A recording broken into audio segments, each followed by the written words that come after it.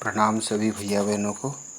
आज हम कक्षा 12वीं कृषि संकाय के अंतर्गत फसल उत्पादन एवं उद्यान शास्त्र विषय में इकाई क्रमांक 2 है पादप पोषण। पादप पोषण का मतलब होता है, पादप का मतलब पौधे और पोषण का मतलब उनका आहार, उनकी देखरेख, उनका संरक्षण। तो पादप अर्थात पौधों का हम संरक्षण पोषण किस प्रकार से करेंगे, इस इकाई में उसके तत्व दिए गए हैं, उनको हम अध्ययन करते हैं। हिमालय किरीटिनी ब्रह्मराज रत्नाढ्याम वंदे भारत मां। पहला प्रश्न इकाई 2 पादप पोषण में है। पादप पोषण से आप क्या समझते हैं तथा पादपों को कितने एवं कौन कौन से पोषक तत्वों की आवश्यकता होती है? उत्तर, सभी पौधे जल एवं अकार्बनिक तत्व भूमि से प्राप्त करते हैं। भूमि में ये अकार्बनिक तत्व खनिजों के रूप में पाए जाते हैं, जिन्हें पोषक तत्व कहते हैं, तथा इनके पोषण को ही पादप पोषण कहते हैं। पौधों के लिए 17 पोषक तत्वों की आवश्यकता होती है। कौन कौन से? सी अर्थात carbon, H hydrogen, O oxygen, N nitrogen, P phosphorus, K potash, Mg manganese, Ca का मतलब calcium, S sulphur, Mn manganese, Zn zinc, Bo boron, molybdenum, Mo molybdenum, Cu copper, Cl chlorine और Ni nickel आदि। कौन कौन से तत्व लगते?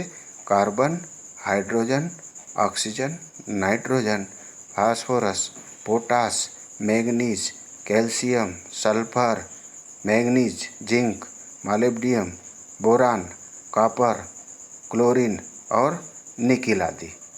ये 17 तत्व। एष ज्ञाननिधि श्रेष्ठ श्रद्धेयो हृदि सर्वदा अरुन्धत्यनुसूया। दूसरा प्रश्न, पोषक तत्वों का वर्गीकरण कीजिए। तो पोषक तत्वों की मात्रा के आधार पर 4 भागों में 4 वर्गों में बांटा गया है इसको। पहला है संरचनात्मक पोषक तत्व, वह तत्व जो पौधों की संरचना को बनाते हैं, संरचनात्मक पोषक तत्व कहलाते हैं। पौधों की संरचना को बनाना कौन कौन से बनाते? सी कार्बन, H हाइड्रोजन और O ऑक्सीजन। कार्बन, हाइड्रोजन और ऑक्सीजन मिलकर के पौधों की संरचना बनाते हैं। 90% पौधों का भाग इन्हीं का बना होता है। दूसरा, प्राथमिक पोषक तत्व, वे तत्व जो पौधों को अधिक मात्रा में आवश्यक होते हैं। प्राथमिक पोषक तत्व या दीर्घ मात्रा पोषक तत्व कहलाते हैं, जैसे नाइट्रोजन, फास्फोरस, पोटास आदि। तीसरा, द्वितीयक पोषक तत्व, वे तत्व जिनकी आवश्यकता पौधों को प्राथमिक तत्वों से कम होती है, द्वितीयक पोषक तत्व कहलाते हैं, जैसे Ca का मतलब कैल्शियम, मैग्नीज और सल्फर। चौथा आता है सूक्ष्म पोषक तत्व, वह पोषक तत्व जिनकी आवश्यकता पौधों को बिल्कुल सूक्ष्म मात्रा में होती है, सूक्ष्म पोषक तत्व कहलाते हैं। Mn manganese, zinc, molybdenum, boron, calcium, nickel आदि। तो ये पोषक तत्वों का वर्गीकरण है। 4 भागों में इसको बांटा गया है। संरचनात्मक पोषक तत्व, प्राथमिक पोषक तत्व, द्वितीयक पोषक तत्व और तीसरा है सूक्ष्म पोषक तत्व। संरचनात्मक पोषक तत्व कौन कौन से? C, H और O। प्राथमिक पोषक तत्व NPK, द्वितीयक पोषक तत्व है CMS, सूक्ष्म पोषक तत्व है Mn, Zn।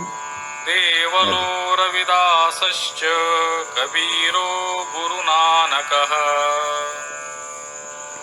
नरसिस्तुलसीदासो दशमेशो दृढव्रतः। प्रश्न आता है, पौधों में नाइट्रोजन के कार्य, महत्व एवं वर्गीकरण के लक्षण लिखिए। नाइट्रोजन के कार्य निम्न प्रकार है। पहला, यह पौधों को हरा रंग प्रदान करता है। नाइट्रोजन से पौधे हरे रहते हैं। दूसरा, पौधों की वृद्धि एवं विकास में सहायक होता है। तीसरा, पौधों में प्रोटीन संश्लेषण के लिए आवश्यक है। चौथा, फसलों की पैदावार बढ़ाने में सहायक होता है। पांचवा, नाइट्रोजन में दाने मोटे होते हैं। कमी के क्या लक्षण हैं? नाइट्रोजन की कमी से निम्न लक्षण पौधों में दिखाई देते हैं। कौन कौन से? नाइट्रोजन की कमी से पौधे कमज़ोर हो जाते हैं तथा झुलस जाते हैं, जले जैसे दिखाई देते हैं। दूसरा, इसकी कमी से पौधों की वृद्धि एवं विकास रुक जाता है। छोटे छोटे पौधे रहते हैं, विकास नहीं होता, पत्तियाँ चौड़ी नहीं होती। इसकी कमी से पौधों में प्रोटीन संश्लेषण नहीं होता, प्रोटीन का संश्लेषण नहीं होगा, भोजन नहीं बनेगा।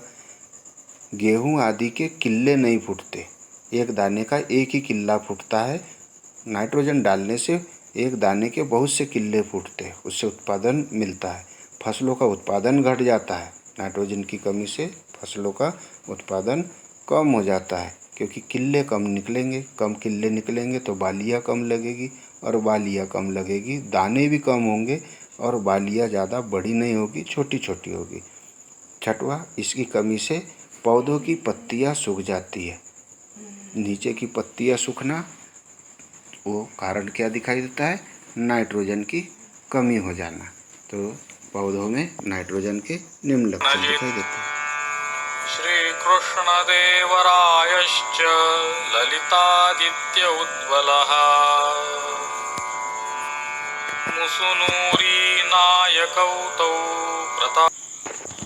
प्रश्न है, पौधों में फास्फोरस के कार्य एवं लक्षण, कमी के लक्षण लिखिए। पौधों में फास्फोरस के कार्य निम्नलिखित है। पहला, यह पौधों की वृद्धि विकास के लिए आवश्यक है। दूसरा, पौधों की जड़ों की वृद्धि के लिए आवश्यक है।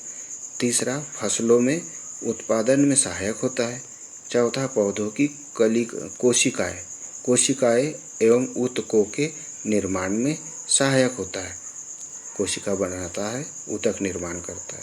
पांचवा, यह पौधों में श्वसन की क्रिया में भी सहायक है। छठवां, पौधों में बीज की परिपक्वता में सहायक होता है। अब फास्फोरस की कमी के लक्षण, तो इसकी कमी से पौधों की वृद्धि व विकास रुक जाता है, पौधे छोटे छोटे रहते हैं, पत्तियाँ छोटी रहती है। इसकी कमी से फसलों का उत्पादन घट जाता है, कम उत्पादन देगा। फास्फोरस की कमी से पौधों की जड़ों की वृद्धि रुक जाएगी। जड़ें अगर छोटी छोटी रह जाएगी तो पौधा छोटा रहेगा, पौधा छोटा रहेगा तो फल छोटा लगेगा। चौथा, इसकी कमी से फसल देर से पकती है, समय पर फसल नहीं आ पाती है, उसमें प्रोटीन्स, कार्बोहाइड्रेट, वसा इत्यादि की मात्रा कम हो जाएगी। पांचवा, इसकी कमी से फल, फूल एवं बीज देर से पकते, फूल देर से आएंगे, फल देर से लगेंगे, बीज भी देर से लगेंगे, तो उससे हमें समय पर फसल नहीं मिल पाएगी और उत्पादन भी उतना अच्छा गुणवत्तापूर्ण नहीं मिल पाएगा। ये हुए तदैवैते नवचैतन्यदायकाः अनुक्ता ये भक्ता प्रभुचरणसंसक्तहृदयः। प्रश्न है, पौधों में पोटास के कार्य व कमी के लक्षण लिखिए। तो पौधों में पोटास कार्य निम्नलिखित है। पहला, यह फसलों के बीजों की चमक बढ़ाता है। फसलों के बीजों की चमक बढ़ना, इसका मतलब वजन बढ़ना। दूसरा, यह पौधों में रोग प्रतिरोधक क्षमता बढ़ाता है। तो जहाँ पौधा रहेगा वहाँ पोटास रहेगा, तो पौधे को किसी प्रकार के रोग नहीं लगेंगे, कीट नहीं लगेंगे, उसमें इस प्रकार की रोगरोधी क्षमता भर देगा। तीसरा, यह पौधों की वृद्धि एवं विकास के लिए आवश्यक है। चौथा, फसलों के उत्पादन बढ़ाने में सहायक है। पांचवा, यह एंजाइम की क्रियाशीलता को बढ़ाता है। कमी के लक्षण कौन कौन से? इसकी कमी से बीजों की चमक कम हो जाती है।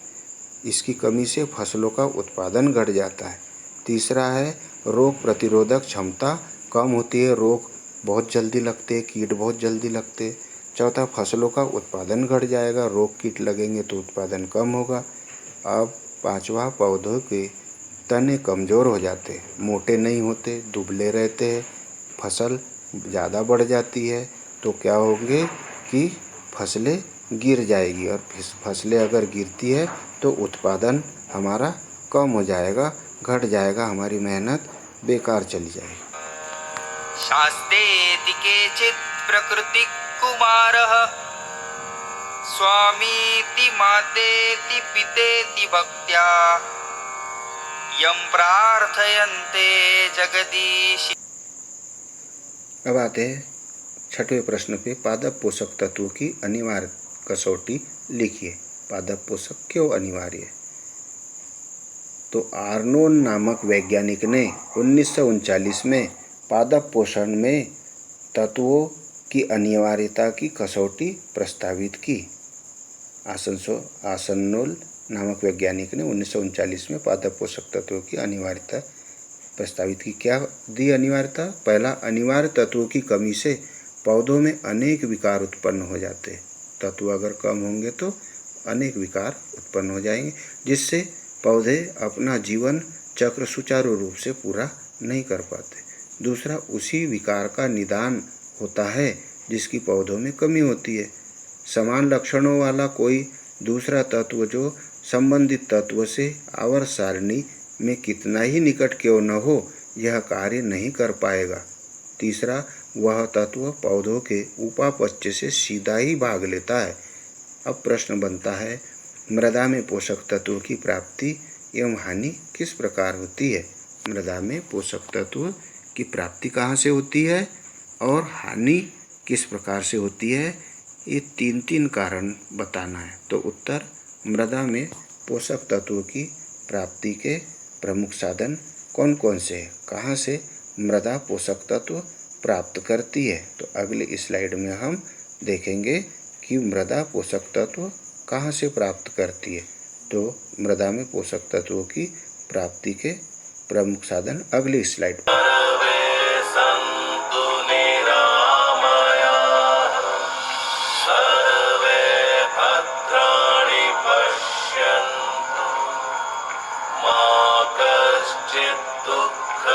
मृदा में पोषक तत्वों की प्राप्ति के प्रमुख साधन है, पहला, खाद एवं उर्वरक द्वारा। कम अगर तत्व हो जाएंगे तो हम कहाँ से देंगे तत्व? मृदा में खाद और उर्वरक डाल करके। तो भूमि में विभिन्न प्रकार के खाद, गोबर खाद है, कंपोस्ट खाद है, वर्मी कंपोस्ट है, एवं उर्वरकों, यूरिया, डीएपी, पोटास, उर्वरकों के प्रयोग से उसके पोषक तत्वों की प्राप्ति होती है। दूसरा, फसलों के अवशेषों द्वारा, जो हम पिछली फसल लेते हैं उसके जो अवशेष होते हैं उससे। कैसे?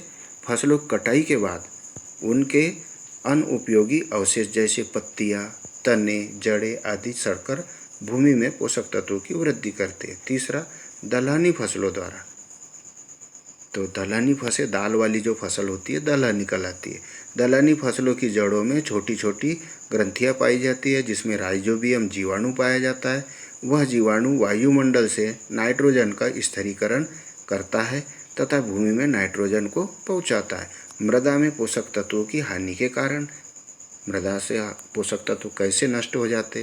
पहला, फसलों द्वारा पोषक तत्वों का भूमि से ग्रहण करना। फसल जो बोते हैं वो पोषक तत्व बहुत ज़्यादा भूमि से ग्रहण करते हैं। एक साल में 4 फसल लेते हैं तो ज़्यादा तत्व चले जाएंगे। विभिन्न फसलों के पौधे भूमि में पोषक तत्वों को समुचित रूप से अवशोषित करते रहते हैं जिससे भूमि में पोषक तत्वों की हानि हो जाती है। तो हानि पर ज़्यादा ध्यान देना है कि पोषक तत्व कम से कम क्षति हो।